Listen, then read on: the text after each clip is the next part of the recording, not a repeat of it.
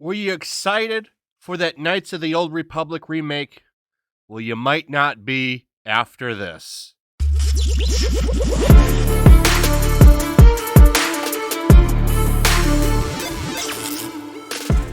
So yesterday, there was the PlayStation showcase, and there was actually a lot of stuff that looked really cool and a lot of stuff that I'm looking forward to trying out, particularly Spider-Man 2 and that Wolverine game that's made by the same team that made the Spider-Man games.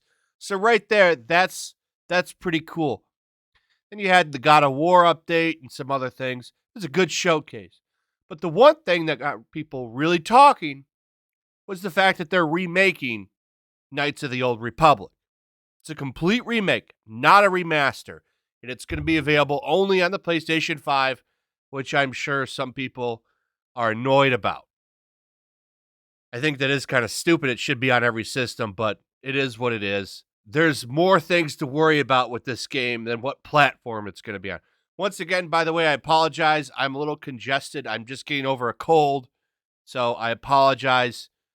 The news keeps coming. I've still got to talk about it, and this is something that you're going to want to sit down for, because Knights of the Old Republic is a great game. This is one of the, if not the best, Star Wars game ever made.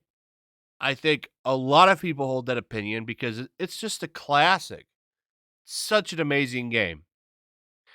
But unfortunately, with modern remake comes a lot of changes. Data Racer 117 finding some reasons to worry here. So here's this blog post. A legendary story remade for a new generation of players is coming to PlayStation 5 and PC. Oh, okay, it is coming to PC. So excuse me on saying that it was only on PlayStation 5. But in this blog post, there's a piece of dialogue here that you might want to pay attention to. Treadwell, lead producer at Aspyr, say that the team is taking its time to balance the weight of fan expectation, authenticity to the original, as well as any necessary changes or updates. This is something that is important and impactful, said Treadwell. Our big goals on this are to bring the story to a modern audience. No! God, please, no! No! No! So we're already off to a bad start. But Data Racer 117 didn't just find this.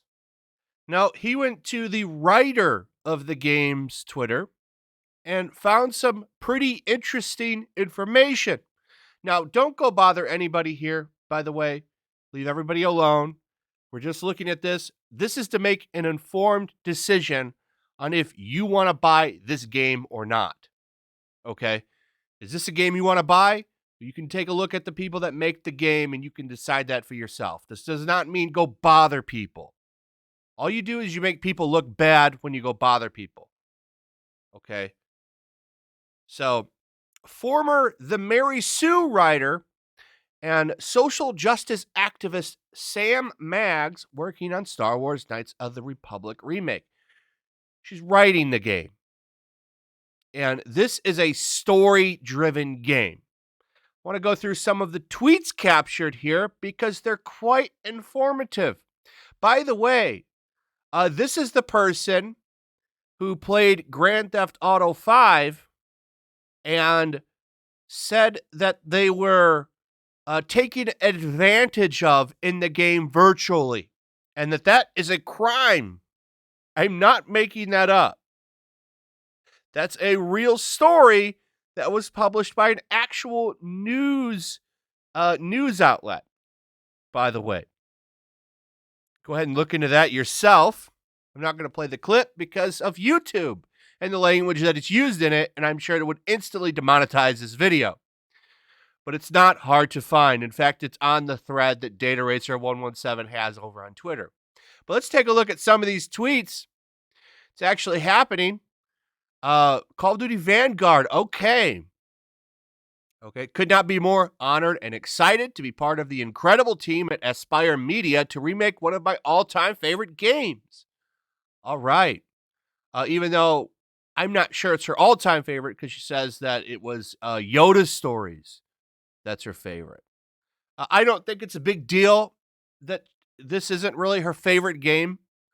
I've said this before. I don't think you need to be a fan of something to work on it. A lot of people that work on properties in Hollywood and games aren't fans of something. That's not really a big deal. But this kind of stuff is concerning.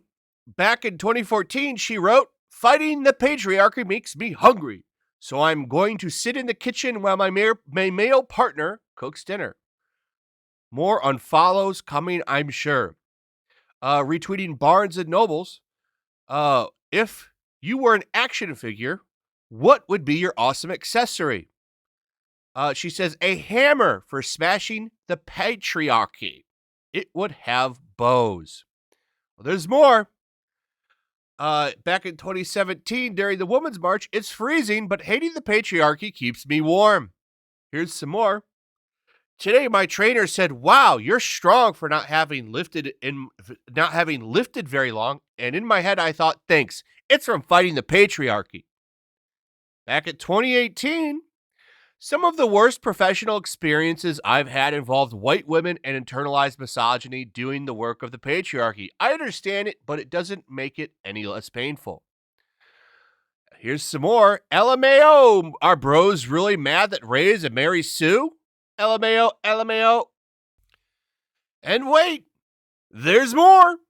Let's head over to Data Racer's collage.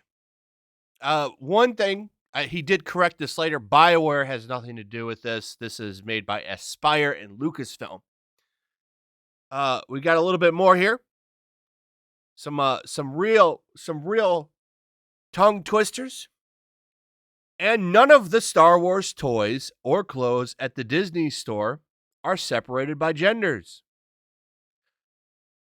There's a little bit more here. She also mocks Star Wars fans. I want to point that out. Fighting the patriarchy makes me so hungry. So I'm going to sit in my kitchen. Oh, I read that one. I got that one. That was at the Bounding into Comics video. I spent a lot of time talking about fighting the patriarchy, but these are the little moments that I despise it the absolute most. She's replying to somebody there. I'm not sure who. Anyways, I'm going to fly to Vancouver now. Remember to smash the patriarchy while I'm gone, okay? Here's her mocking Star Wars fans. She's mocking this guy right here. Stuff like that. So, will she do a good job? Remains to be seen. I will say that I don't have high expectations or hopes now. Now, the good news here out of all this, there's good news, is that you could still go play the original Knights of the Old Republic. That's still there. That still exists. And it's not going anywhere.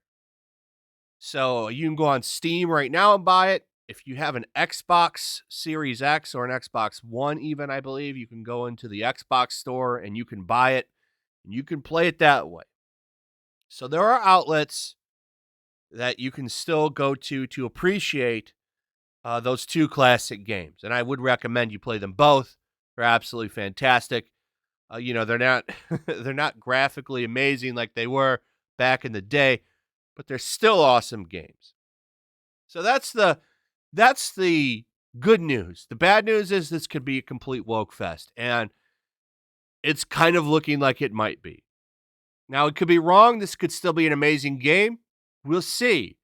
But when you have people so politically driven, you've already got them talking about making the game for modern audiences. Red flags are going up all over the place for me on this game. And all of a sudden, it dropped to my most anticipated game to something I don't even know if I really care about now. So, take it for what it is. Don't go bother anybody here, please. But, keep everything to the video. So put your comments. Tell me how you feel about this. What are your thoughts? Do you think maybe it can still be a good game? Tell me what you think in the comments. Also, if you would, make sure you're still subscribed. Subscribe if you're new. Hit that notification bell. And I'll see you guys on the next one. Peace. Also, if you want to help support the channel, check out my Teespring store. There's a link in the description. You can find some merchandise in there that you might want to check out. Also, make sure to follow me over on Twitch. I do watch parties, play video games over there. They're always fun. Follow me over there and come hang out. Also, make sure you subscribe to YellowFlash, my other channel. There's a link to that in the description as well. I do a lot of live streams over there that I don't do on this channel.